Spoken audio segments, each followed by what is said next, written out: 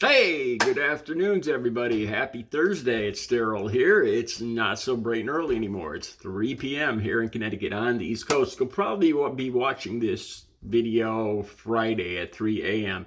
If you're new to my channel, I make videos I download videos either at 3 a.m. where I say it's very freaking early, or 3 p.m. where it's not so freaking early.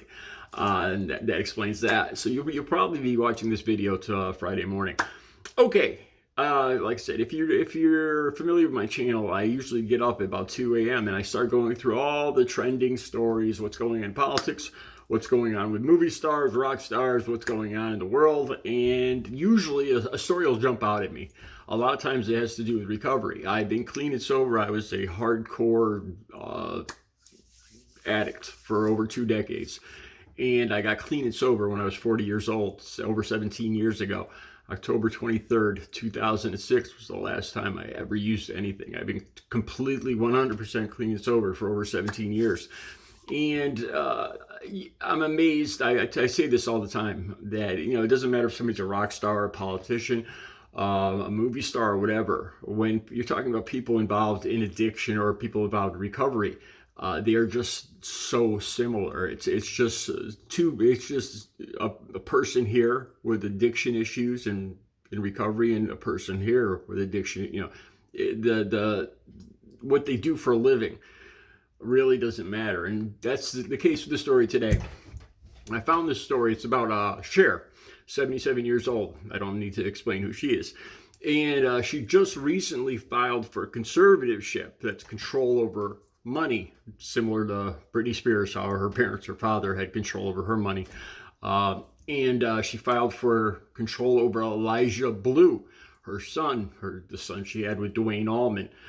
He is 47 years old, and according to Cher, he does have mental health / addiction issues. I wasn't planning on talking about this, but I was in and out of detoxes and rehab over 13 times. And usually when I was admitted, it was what they called dual diagnosis back then, which means you had mental health issues and substance abuse issues. And I remember a doctor explaining it to me. Whenever I would be admitted, they say that the first thing they need to determine is whether the mental health issue started first and you kind of self-medicated, and the addiction issue came after, or like me, the addiction, messing around with different substances, came first, and then that caused mental health issues. Like with me, it was depression, really. And towards the end, I just couldn't. I was going to do away with myself. I could not go through another day living the way I was living. Okay, that being explained, like I said, Elijah Blue, I guess he also has a trust where he receives a large amount of money every month. I guess this is from his father, from Duane Allman. From his the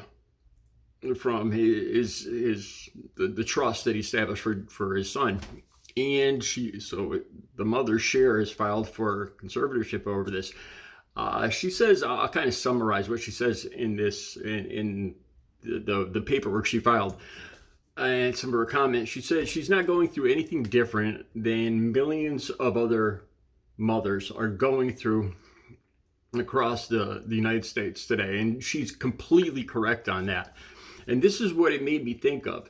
There's also talk about Elijah Blue is married, and he's now divorced. He was married to Marie Angela King, and this is something I discovered back when you're an active addict and using. The only people, from my perspective, the only people like I would date was other women that were addicts. So it makes it twice as bad. It's like it's your partner in crime, basically, not just your wife or girlfriend. And this is the way that it sounds like that with Elijah Blue's now ex-wife, Marie Angela. Also, here's something interesting. The links will be down below. About a year ago, supposedly Elijah Blue was kidnapped or abducted, and this is while him and his wife broke up, and then they got back together for 12 days. And the finger was pointed at Cher for hiring these 4 guys to come and grab Elijah Blue out of the situation with his ex-wife, probably using, and bring him into a rehab.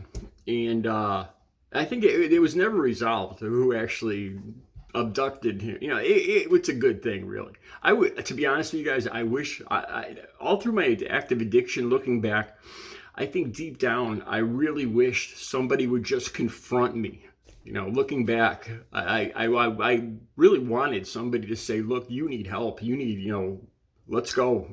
Somebody just to take control and just tell me I'm out of control, and just set it up and bring me and put me into a rehab. I really wanted that back when I was using. And also I did have a large amount of money, and it's a common story, believe it or not. And I'll explain that in a second, among addicts that end up in detoxes and rehabs. Like I said, I was in and out of detoxes and rehabs over 13 times, and I'll explain that in a second.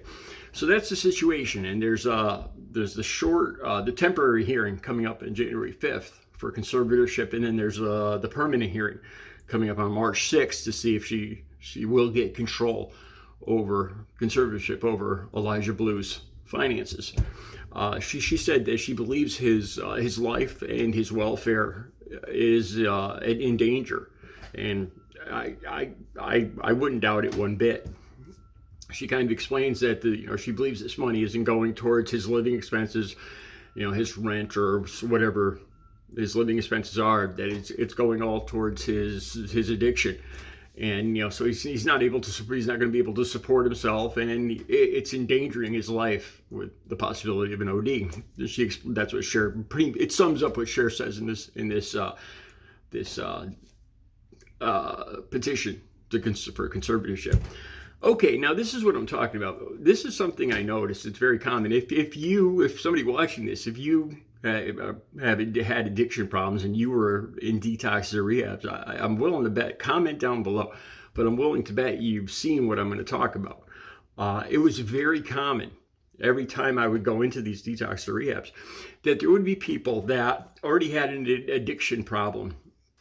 And a lot of times they were like in a car accident or injured at work, which that happened to me, and they get painkillers, and they already have an addiction problem. They get prescribed painkillers, very strong painkillers. They get used to getting those, Vicodin, Percocet, Oxy, and usually they will get a lawyer and they'll get a settlement.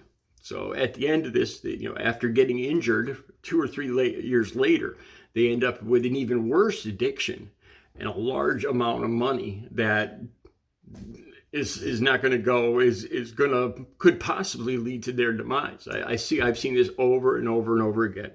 When I would go into detoxes, there would be people there that OD'd, and they had gone through $100,000. They didn't have a penny left to their name.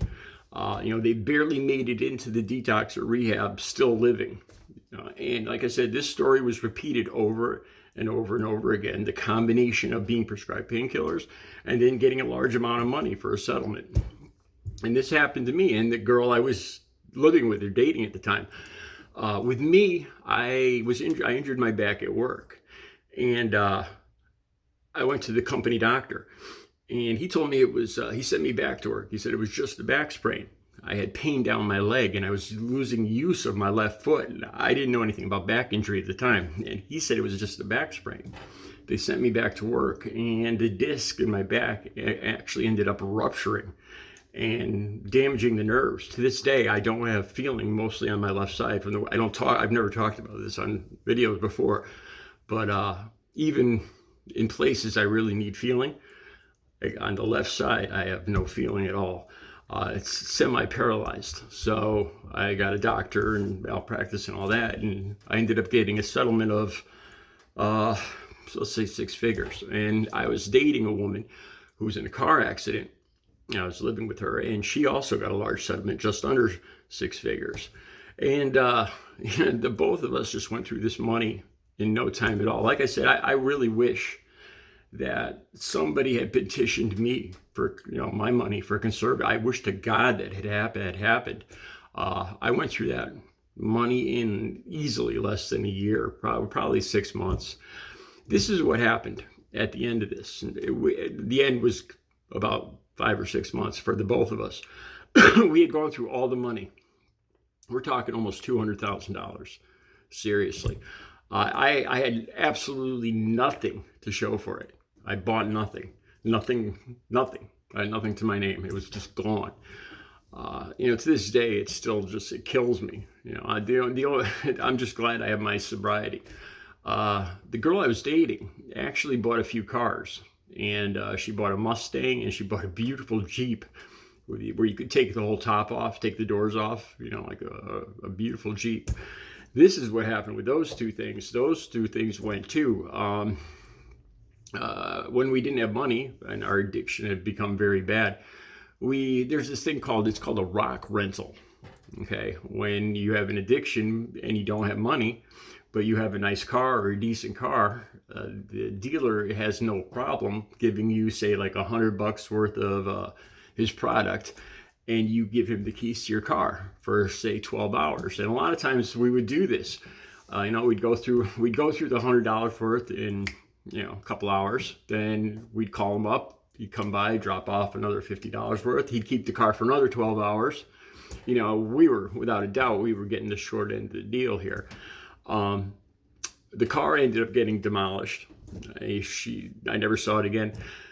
The Jeep is a whole nother story. She ended up trading it to a small-time dealer, and he was never going to give it back. And he decided to keep it. He said we owed him money, or she owed him money. So me and her brother got this brilliant idea to go to his house and take it back. We were under the influence, of course, and we ended up getting into the house. I ended up confronting him. I ended up throwing him through a wall in the basement. Actually, we ended up pushing the Jeep out. We didn't have keys for it. We ended up pushing it out into the road and hot wiring it, and we took it away. Here's the thing: to this day, it still bothers me that this was over 25 years ago. I believe this dealer, he's clean and sober now too, but this happened a lot. And this isn't something I'm proud of. This is something that causes me to look over my shoulder now still for, I don't say this trying to sound cool, like, I did this to this guy or that guy. Every day of my life now, I'll hear a voice, or I'm looking over my shoulder. Because if I remember what I did to these people, then I'm sure they remember it. And I have no idea. A lot of times I don't remember what they look like, and I did a lot of bad things that I regret. And to this day, I still don't know where they're. I live with this anxiety that they're going to pop up again. They're going to pop up someplace right in front of me, and I might not even know who they are. Looking for payback, and this is the downside of that. And it's still a fear of mine. And that's my story. And like I said, this was over and over again in detoxes and rehabs. You don't need to be a rock star son or an actor or whatever. A lot of times in these rehabs and detoxes, there were every time I went there was people that had gotten a settlement from a car accident or what have you, and their addiction had gotten worse because of the injury and the painkillers, and then they were granted this huge amount of money on top of that at the end of the addiction, at the end of this whole thing. And it's just a terrible combination. I wish somebody had filed for a conservatorship with me and put me into a rehab, but I eventually did end up getting clean and sober back in 2006, October 23rd. Recovery is possible. It's the best life I have ever had. I would have never believed that I'd be so happy, that life could be so good. These are the best years of my life. I'm going to be 58 next month, and these last 17 years have been the best years of my life. Recovery is possible. You guys have a good Thursday.